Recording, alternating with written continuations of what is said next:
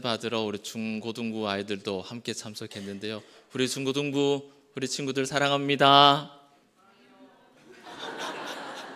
귀엽죠? 오늘 할렐루야 찬양대 찬송 들으면서 찬송 한 곡의 힘이 참 대단하다라는 생각이 듭니다. 들으면서 심장이 벌렁벌렁하는 것이 힘이 얼마나 나는지 몰라요. 또 지난주 우리 말씀 가운데 다루었던 또 출애굽기 말씀, 그 말씀이 그대로 찬송에 녹아 있는 걸 보니까 참 행복하다. 또 말씀 전하는 사람으로 참 행복한 찬양대를 만났다라는 생각을 합니다. 자, 오늘 성찬식 이 말씀 들으면서 한번 가슴에 새겨서 오늘의 성찬은 여러분에게 더 유효한 성찬이 되기를 바랍니다. 여러분, 아이를 가지면 이제 출산 전에 예비 부모님들은 바쁘죠. 이제 고민을 하게 되죠. 애 이름을 줘야 되니까. 이름 참 중요합니다, 여러분. 여러분의 자녀의 이름에는 어떤 의미가 담겨 있을까요? 부모님의 어떤 평생의 어떤 소원, 소망이 자녀의 이름에 그렇게 담겨 있지 않습니까, 여러분? 저는 저의 최고의 평생의 소망과 기도의 제목을 딸아이 이름에다가 담아 놓았습니다. 그래서 이름을 줬어요. 은율이라고 이름을 줬는데 아시는 분은 아시고 그렇구나, 모르셨던 분은 모르셨을 텐데, 은율 무슨 뜻일까요? 은혜로운 율법이 아닙니다. 대부분 그렇게 알고 계시더라고요. 은율, 그러니까 은혜로운 율법, 앞 글자 따서 그렇게 의미가 있구나 하시는데, 그게 아니고 물가은에 결실한 나무 율자를 썼어요. 제가 그 전공이 사학이다 보니까 젊은 사람 치고는 이제 저희 집에 있는 한자 사전이 이따만한 게 있습니다. 제가 늘 이제 끼고 다니던, 그래서 다 뒤집어 가면서 제가 알고 있는 모든 지식을 총동원했습니다. 그래서 이름을 그렇게 물가에 심겨진 나무 이렇게 졌어요. 시편의 말씀이고 예레미야의 말씀이 같은 말씀이 있죠. 예레미야 말씀을 읽으면서 이 아이가 이렇게 살았으면 좋겠다. 해가 쨍해도 가물어도 아무 걱정 없이 잎이 청청하고 열매가 주렁주렁 달리는 그런 인생을 살았으면 좋겠다. 그런 마음을 가지게 되면서 이름을 이렇게 줬어요. 첫 선물이자 평생 가지고 있을 선물이지 않습니까? 아이가 자신이 하나님이라고 하는 물가에 심어져 있는 결실이 가득한 나무라는 사실을 잊지 않고 늘 그것을 기억하고 살기를 바라는 부모의 소망을 이름에다가 담은 거예요. 옛날에는 우리나라가 참 험악했습니다. 일부러 험한 이름을 지어주는 경우도 많았고, 이름을 지어줄 생각도 안 하고 어쩌다가 그냥 쓱 지나가는 말로 부르던 것이 그게 이름이 되는 경우도 있었고, 그죠? 제가 아는 한 분의 성함은 말자 숫자 쓰십니다. 그리고 저희가 이제 부를 때는 우스갯소리로 부를 때는 끝수 형님 이렇게 불렀거든요. 그러니까 왜 그러냐 했더니 이제 애를 그만 낳았으면 좋겠다 싶어서 그렇게 지으셨대요. 그런 경우 많죠, 그죠? 그런 경우 많죠. 꼭지 옛날에는 이렇게도 일부러 부르기도 하고, 끝자 순자도 있습니다, 그죠? 끝순이 이런 이름도 있습니다. 이보다 이름 더한 이름 얼마나 많겠습니까? 계명이 한창 또 계명을 우리 허용했을 때는 정말 많은 이름들이 그렇게 계명이 됐죠. 간혹 이름을 지어달라는 부탁을 받을 때가 있어요. 지금까지 딱 두 아이만 지어줬는데, 그것도 공교롭게 두 아이가 자매입니다. 큰애 이름을 어쩔 수 없이 지었더니 둘째 놓고 나서도 또 지어야 된다 해갖고 또 딱 둘만 짓고, 그 후로는 제가 이름을 절대 안 짓습니다. 제가 절대 안 짓습니다. 왜 그런가 하니, 제가 지어주는 것도 의미는 있겠지만은 제 마음에 부모님이 지어주시는 것이 가장 합당하다고 생각이 됩니다.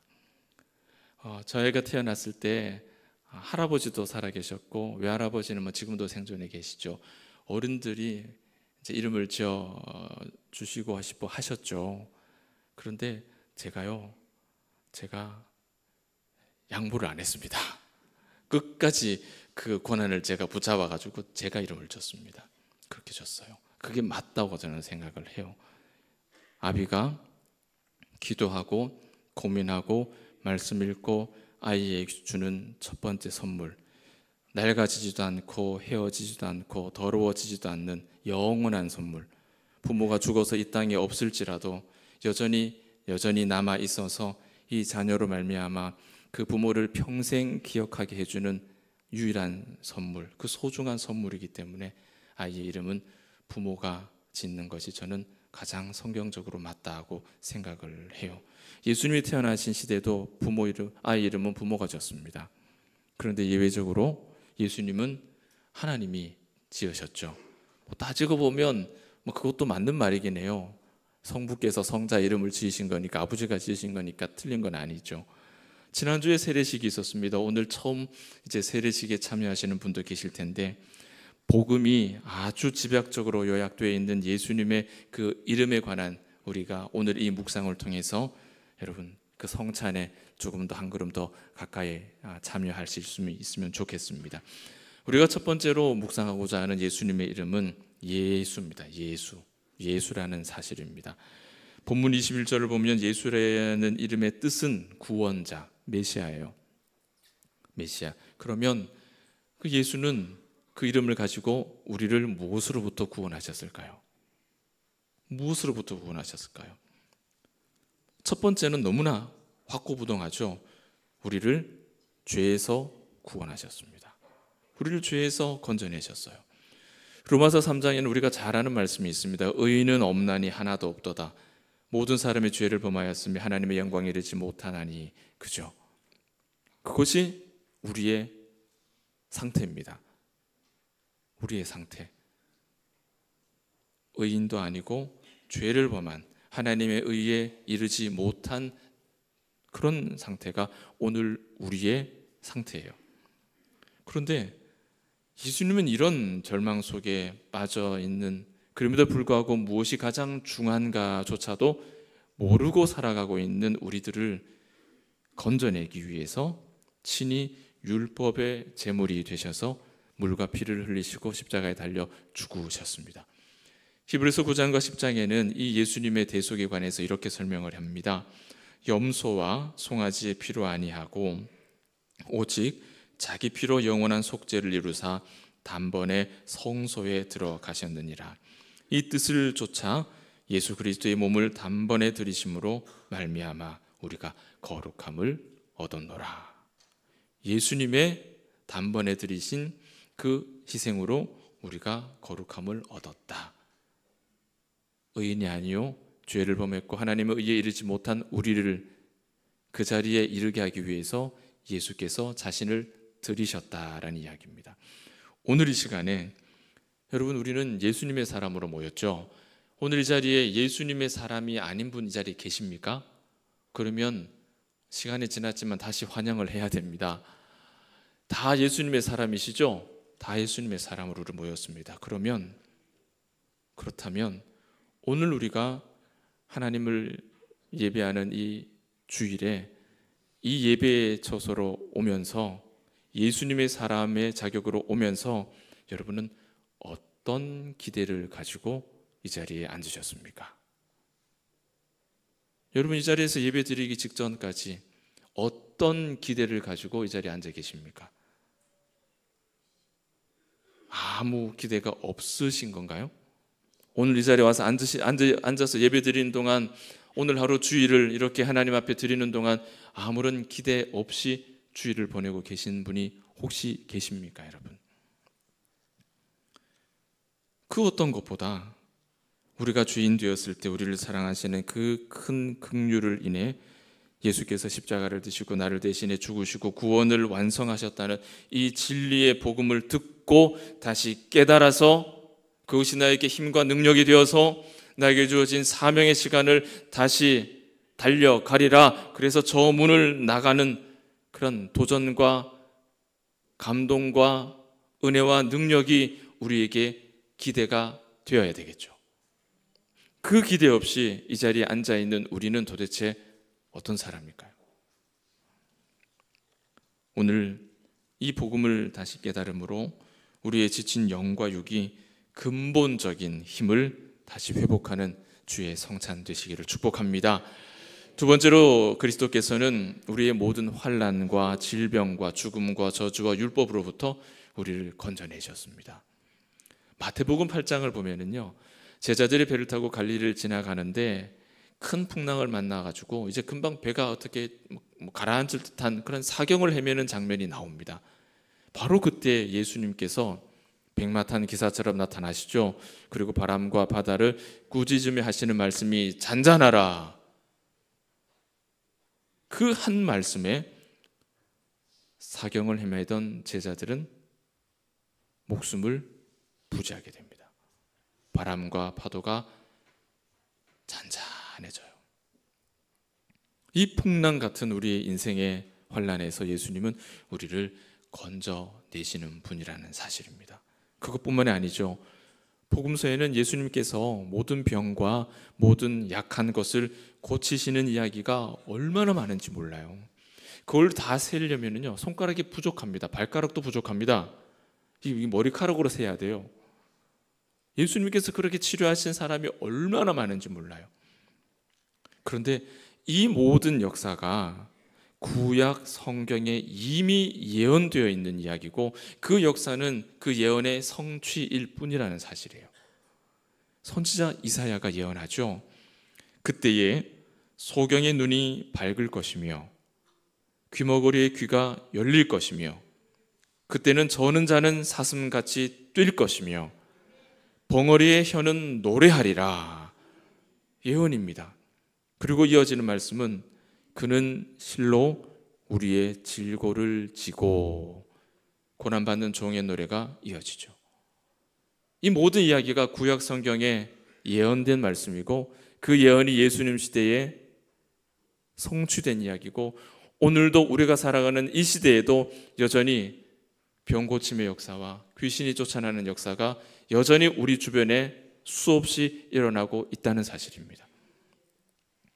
이미 구약으로부터 예수님은 우리의 질고를 대신 지고 우리를 치료하시는 분으로 예언이 되어 있어요. 복음서에 그 예언은 성취되고 있습니다. 예수님은 우리의 모든 질병을 고치시는, 구원하시는, 건져내시는 분이심을 믿으시기를 축복합니다. 또한 예수님은 어떤 분이십니까? 우리를 죽음에서 구원하시는 분이다라고 성경은 기록하죠. 죄의 삭은 뭡니까 여러분? 사망이죠. 죄의 삭은 사망이에요. 하나님의 은사는 그리스도 예수 주 안에 있는 영생이다. 예수께서 우리에게 행하신 일이 이와 같은 일입니다. 죄의 삭, 그 사망을 향해서 가는 우리를 영생의 길로 돌려놓으신 분이 예수 그리스도십니다. 너희 허물과 죄로 죽었던 너희를 살리셨도다. 이것이 죽음으로부터 우리를 구원하신 예수님에 관한 말씀이에요. 과연 우리는 예수의 십자가로 말미암아 영원한 사망의 법에서 건짐을 받아서 이제 영원한 생명에 거하고 있는 복되고 복된 사람이라는 사실을, 나는 그만큼 복된 사람이라는 사실을 잊지 않고 사시기를 축복합니다. 그리고 예수 그리스도는 우리를 메말라버린 율법으로부터 구원하시는, 율법으로부터 우리를 건져내시는 분이 예수님이세요. 마태복음 5장 17절 이렇게 기록합니다. 내가 온 것은 선지자나 율법을 폐하러 온 줄로 생각하지 말라. 폐하러 온 것이 아니요 어떻게 완전케 하려 함이로다. 예수님은 율법을 완전케 하신 분이세요.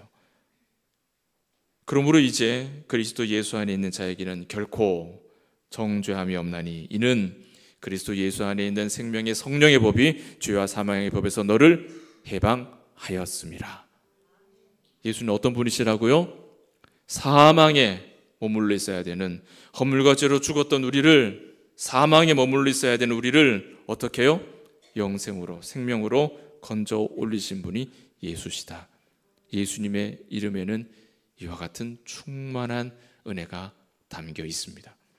사랑하는 여러분, 죄에서 우리 인생이 만나게 되는 많은 모든 환난에서, 질병에서, 죽음에서, 저주와 율법에서 우리를 건져내신 예수 그리스도를, 그가 여러분의 수고로운 그 어깨를, 무거운 짐을 지고 있는 그 어깨를 끌어안고 보듬고 어루만지는 그 은혜로운 역사, 그 감동을 오늘 이 성찬을 통해서 여러분 다시 경험하고 맛보시고 고백할 수 있기를 예수님의 이름으로 축원합니다.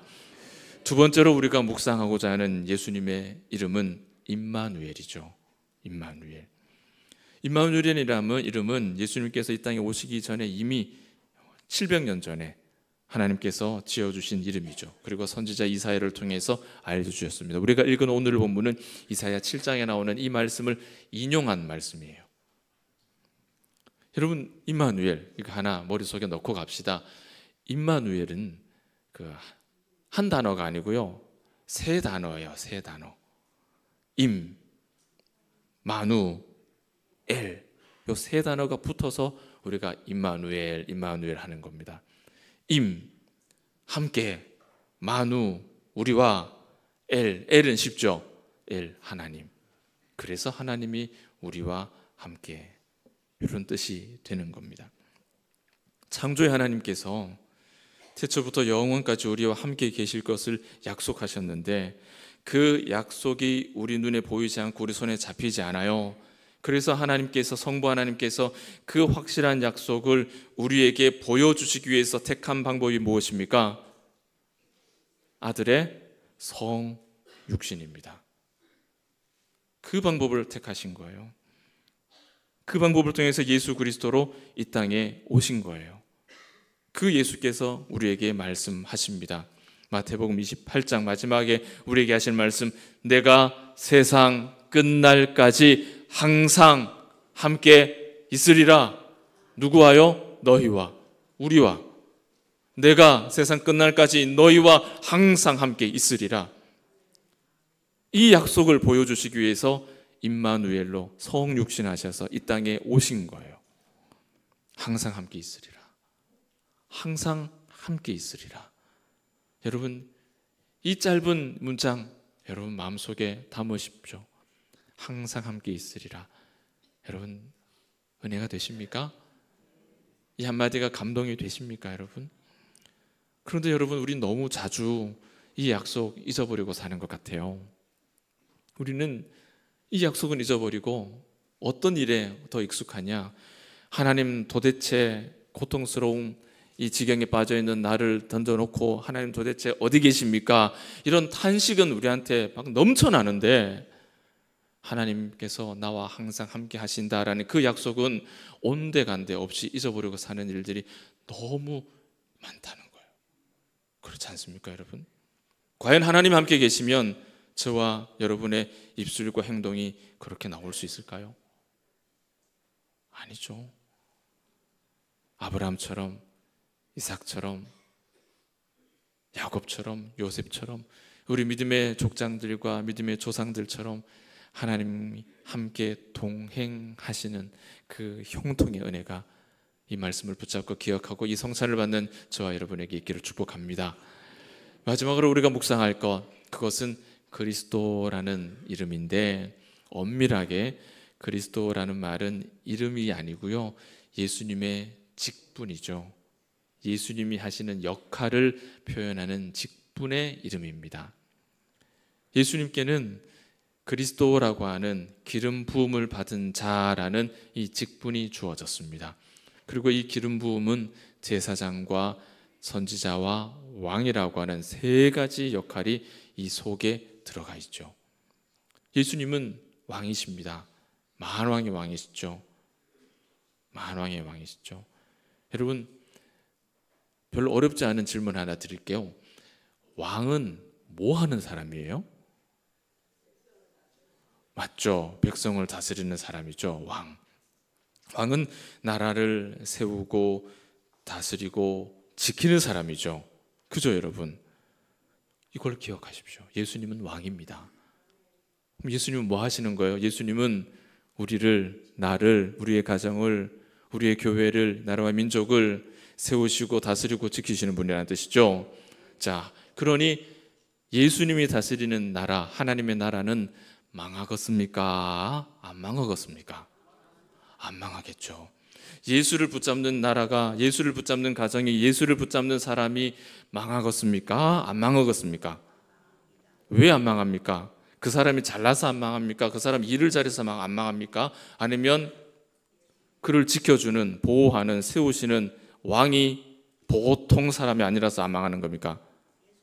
그죠? 왕이 보통이 아니기 때문에, 왕이 절대로 실수하는 왕이 아니기 때문에, 왕이 절대로 망하는 왕이 아니기 때문에, 왕이 절대로 전쟁에서 지는 왕이 아니기 때문에 그 왕을 모시고 사는 사람과 가정과 교회는 안 망하는 거예요.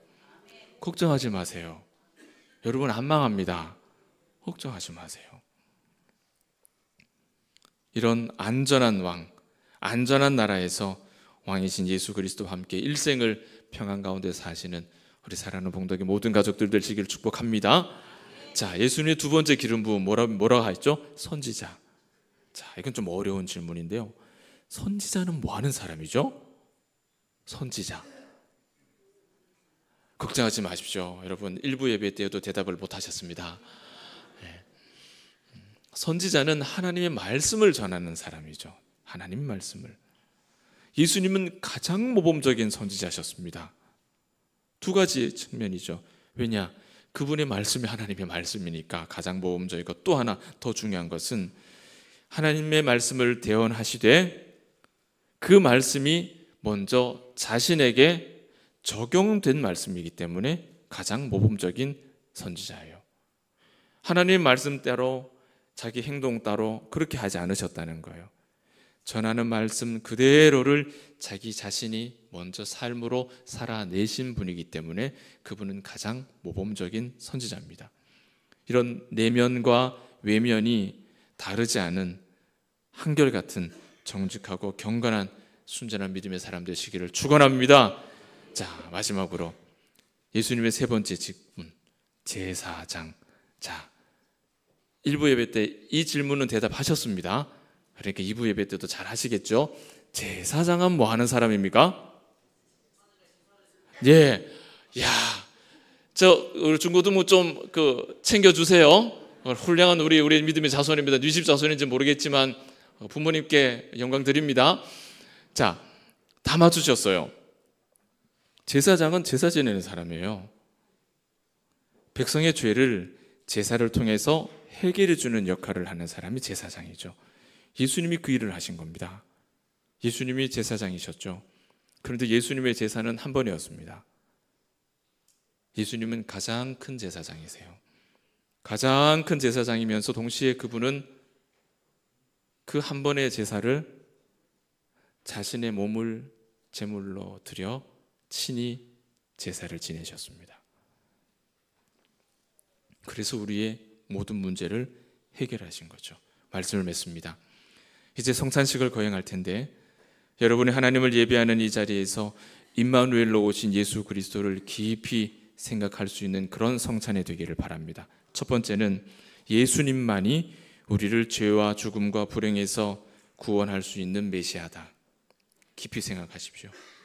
성찬을 받을 때 두 번째는 왕으로, 제사장으로, 선지자로 오신 예수님만이 우리를 영원히 안전히 이끌어 가실 수 있다. 그걸 생각하십시오. 성찬을 받을 때 세 번째로, 과거나 오늘이나 내일이나 영원토록 변함없이 우리와 항상 함께 하시는 분은 오직 예수 그리스도밖에 없다. 이 사실을 기억하면서 여러분에게 드려지는 이 성찬이 여러분의 삶을 새롭게 하고 더 순전한 예수의 사람으로 변화를 일으키는 믿음의 역사가 있기를 주의 이름으로 축원합니다. 이 시간 찬송가